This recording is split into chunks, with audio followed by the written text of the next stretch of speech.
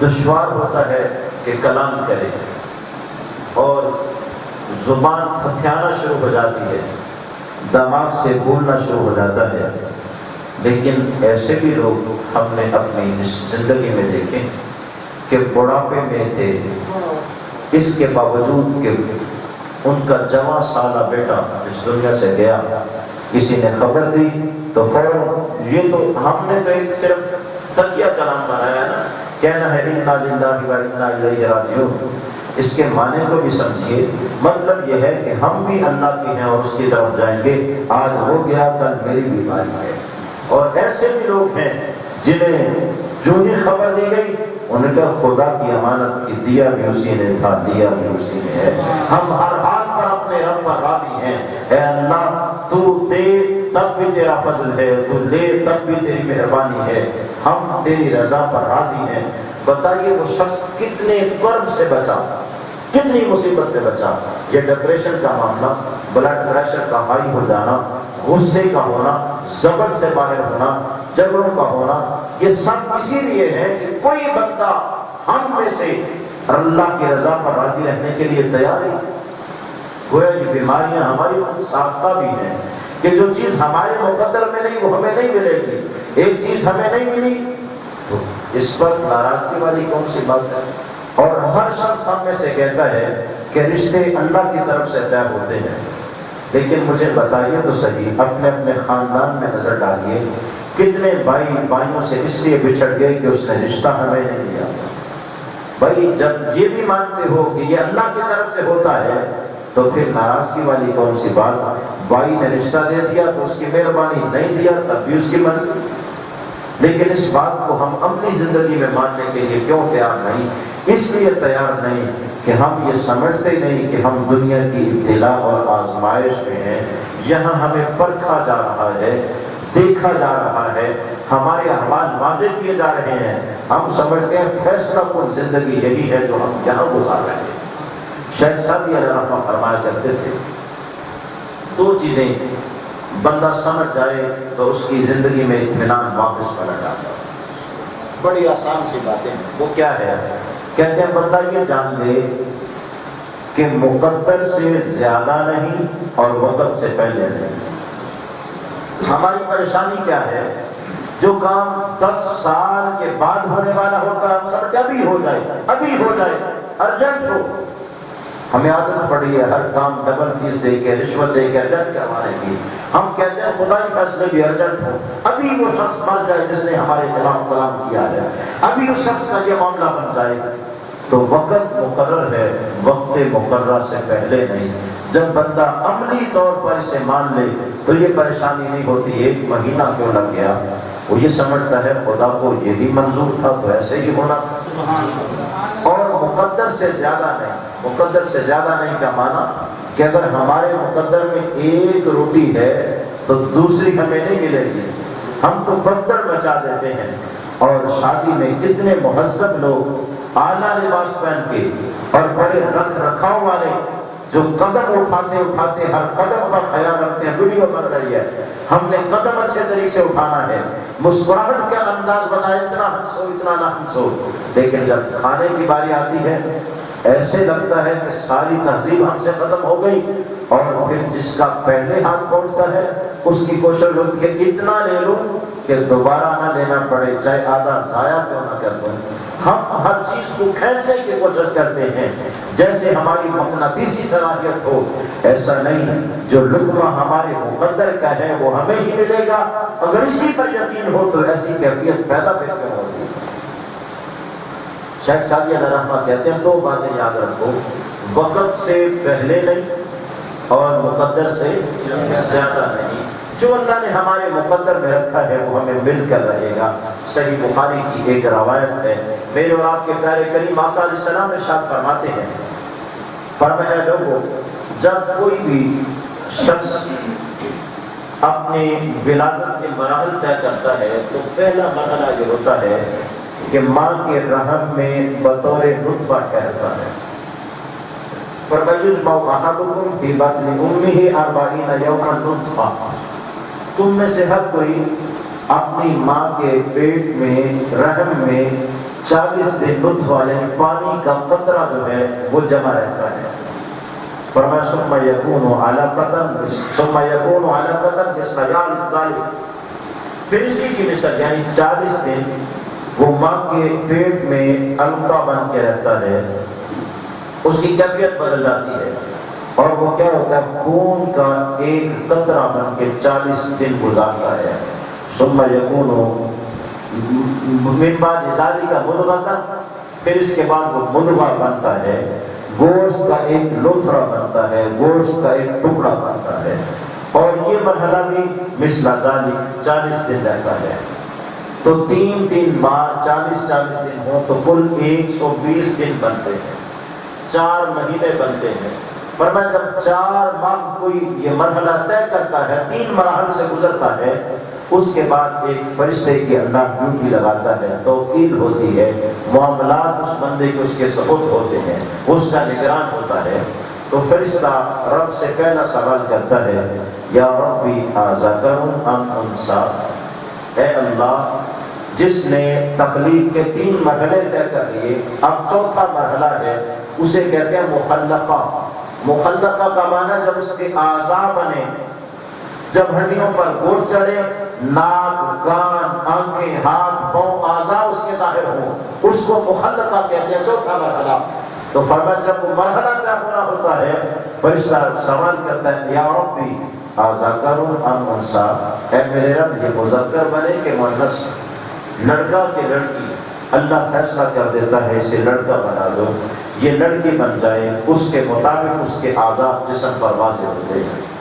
फिर फरिश्ता दूसरा सवाल करता है, ऐ मेरे रब असईदुन अम शक़ी, ये सादतमंद होगा या बदबख्त होगा, जन्नती होगा या दोज़खी होगा, फैसला कर दिया जाएगा। फिर फरिश्ता तीसरा सवाल करता है, फमर रिज़्क़, अल्लाह इसका रिज़्क़ कितना होगा, ये कितना कमाएगा, कितना खाएगा, कितना जमा करेगा, रिज़्क़ कितना होगा। अल्लाह फैसला कर देता है इसका इतना रिज़्क़ है।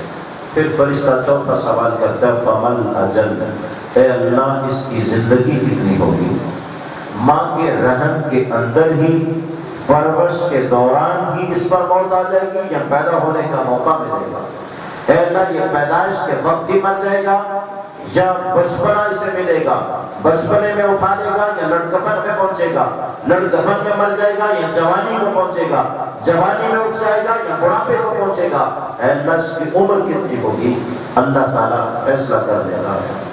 और आका अलैहिस्सलाम ने फरमाया 4 फैसले पहले होते हैं, लड़का हो कि लड़की, जन्नती हो या दोस्ती, रिज़्क़ कितना हो और उम्र कितनी हो।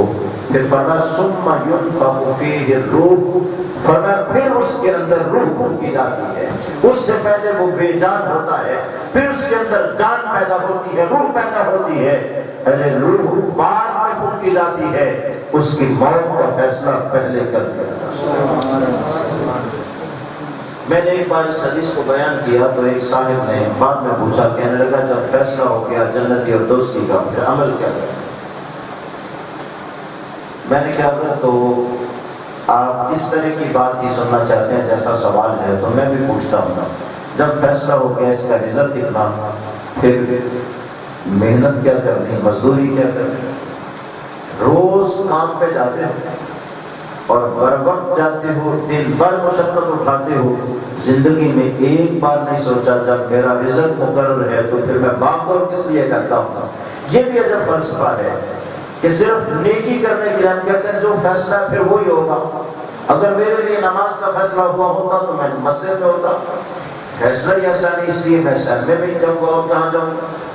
बताइए आज तक कभी किसी ने ये भी कहा है कि जब रिजल्ट मुकर्रर है तो मैंने इसके लिए भागदौड़ नहीं करनी, मैंने नौकरी नहीं करनी, मुलाजमत नहीं करनी, मजदूरी नहीं करनी, दुकानदारी नहीं करनी, तिजारत नहीं करनी, कारखाना नहीं बनाना, फैक्ट्री नहीं लगानी, इसलिए कि रिजल्ट तो मुकर्रर है, जो मुकर्रर है वो मुझे मिलेगा।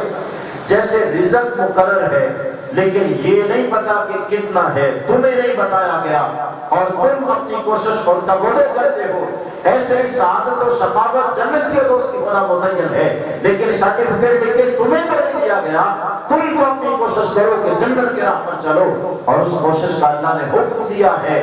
اور اگر بندہ اپنے بارے میں خود ہی گمان رکھتا ہے میں دوزخ میں گروں گا، تو اللہ تو پہلے ہی کہہ رہا ہے انا عند ظن عبدی، مجھے جیسا پاؤ گے سمجھو کہ میں ویسا ہی ہوں۔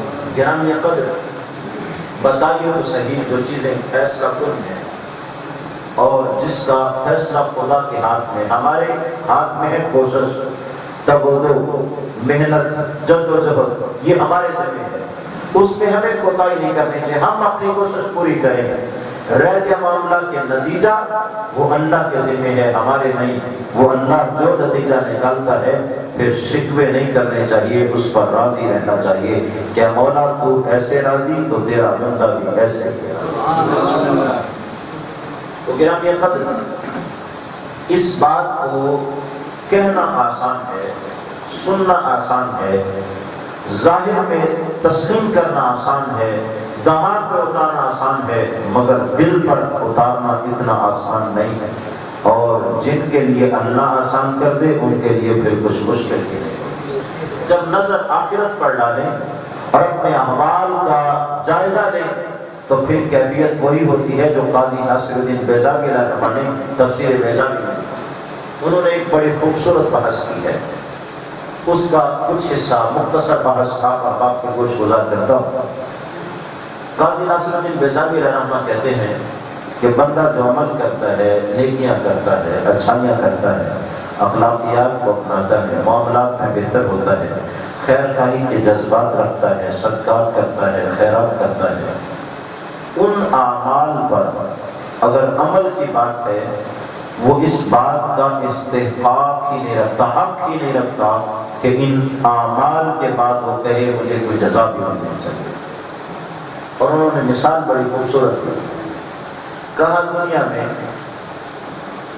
جب کوئی شخص کسی کو کام دیتا ہے، ٹھیکہ دیتا ہے اور طے ہوتا ہے 1,00,000 روپیہ مزدوری ہے، اور مالک مزدوری اسے پہلے نام کا نام ہی دے دیتا ہے، یہ لو مزدوری، کہتا ہے اب تم اس کام کو کرو۔ اب بندہ کیا کام پورا کرنے کے بعد یہ کہہ سکتا ہے مجھے مزدوری دو؟ ہر شخص کہے گا تجھ پر تو مالک بڑا مہربان تھا، تو نے جب کچھ بھی نہیں کیا تھا اس نے ایڈوانس تجھے سب کچھ دیا تھا، پیشگی تجھے سب کچھ ملا تھا، تجھے تو اس کا شکر ادا کرنا چاہیے۔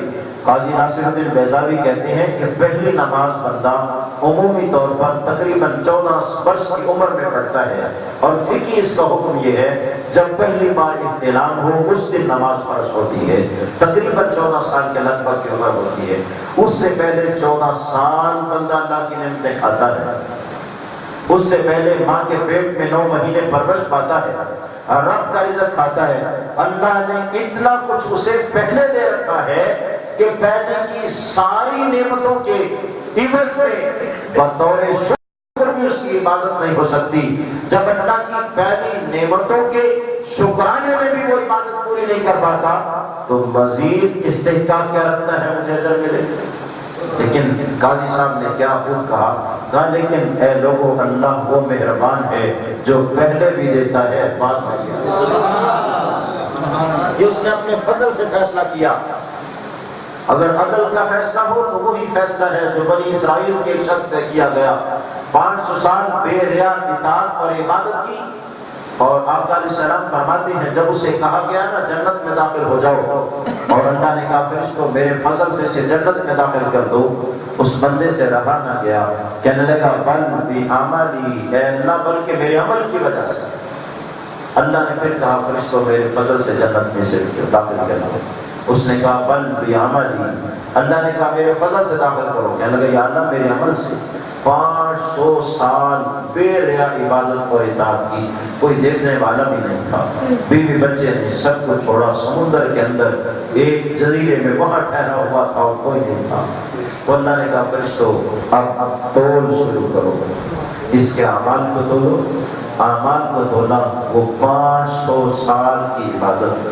اللہ نے کہا میری ایک نعمت جو میں نے اسے آنکھ دی ہے اس کو دوسرے پلڑے میں ڈالو۔ جب اسے ڈالا گیا تو 500 سال جس نے عبادت کی ہے اس نے آنکھ سے دیکھنے کا عرصہ تو اس سے زیادہ گزارا ہے، اور پھر ایسے آنکھ اٹھاتا ہے وہ آسمان تک پہنچ جاتی ہے، پانی کی بہنے کو وہ دیکھتا ہے، سبزے کو وہ دیکھتا ہے، اللہ کی قدرت کے مظاہر کو وہ دیکھتا ہے اور صبح مساء سے فائدہ اٹھاتا ہے۔ جب پلو دونوں چیزیں ترازو میں ڈالی گئی تو ایک نعمت آنکھ جو ہے اس کا وزن بڑھ گیا۔ رب نے کہا اے بندے تیرے عمل تو میری ایک نعمت کا شکر کے طور پر بھی پورے نہیں ہوئے، اب بتا فیصلہ کیسے کیا جائے؟ کہنے لگا مولا بل بفضلک، میرے عمل کو چھوڑ اپنے فضل سے مجھے سبحان اللہ۔ گرامی قدر اگر عمل کی بات ہو پھر کیفیت یہ ہے تو بخشش کیسی ہے؟ قاضی ناصر الدین بیضاوی نے کہا خدا وہ ہے جو پیشگی بھی دیتا ہے بعد میں بھی دیتا ہے۔ ارے بندہ تو ابھی حرکت بھی نہیں کرتا، ماں کے رحم میں ہوتا ہے، اللہ تو غذا وہاں بھی دیتا ہے۔ اے بندے ساری عمر کے سجدے تیرے اس بات کے شکرانے کے طور پر بھی پورے نہیں ہو سکتے، لیکن دیکھ تیرا خالق تجھ پر کتنا مہربان ہے۔ وہ کہتا ہے اٹھ مجھے 4 سجدے کر لے، مجھے یاد کر۔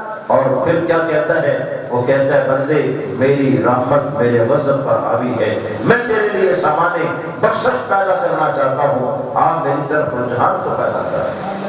تو گرامی قدر ہماری کیفیت تو یہ ہے ہم زندگی کا ایک ایک سانس بھی اس کے شکر میں گزاریں تو تب بھی اس کی نعمتوں کا بھی بدل نہیں ہوتا، ریٹرن اور رد عمل نہیں ہوتا، جگہ کے مزید ثواب کے ہم مستحق ہوں، لیکن اس کا فضل یہ ہے وہ پہلے بھی دیتا ہے اور جو اس کی بارگاہ میں جھکتا ہے اسے بعد میں بھی آتا ہے۔ ہمیں چاہیے کہ ہم اپنی کیفیت پر نظر ڈالیں، اپنی زندگی کا احتساب کریں کہ ہر روز مالک کی کتنی نعمتیں کھاتے ہیں اور اس کے بدلے میں شکرانے کی کیفیت کیا ہے۔ کئی دن تک زبان پر بھی کلمہ نہیں آتا یا اللہ تیرا شکر ہے، کئی دن تک استغفار یاد میں نہیں آتی، اپنے کام میں ایسے الجھے ہوئے ہیں کہ اس الجھن نے ہمیں موت تک پہنچانا ہے تو پھر جان چکے۔ گرامی قدر اللہ رب العزت جل وعلا کے فیصلے غالب ہیں، وہ تو قرآن میں کہتا ہے لوگوں عسیٰ ان تحبوا شیئا وہو شر لکم، تم کسی چیز کو پسند کرو لیکن ممکن ہے فارغ رزلٹ نتیجے کے اعتبار سے وہ تمہارے لیے اچھی نہ ہو۔ اور اللہ نے فیصلہ کیا کیا؟ فرمایا واللہ یعلم وانتم لا تعلمون، اللہ جانتا ہے بہتر کیا ہے تم نہیں جانتے، اس لیے جو بہتر تھا اللہ نے کہا یہ کرتے جاؤ اور جو تمہارے لیے نقصان دہ تھا اللہ نے کہا اسے چھوڑتے چلے جاؤ۔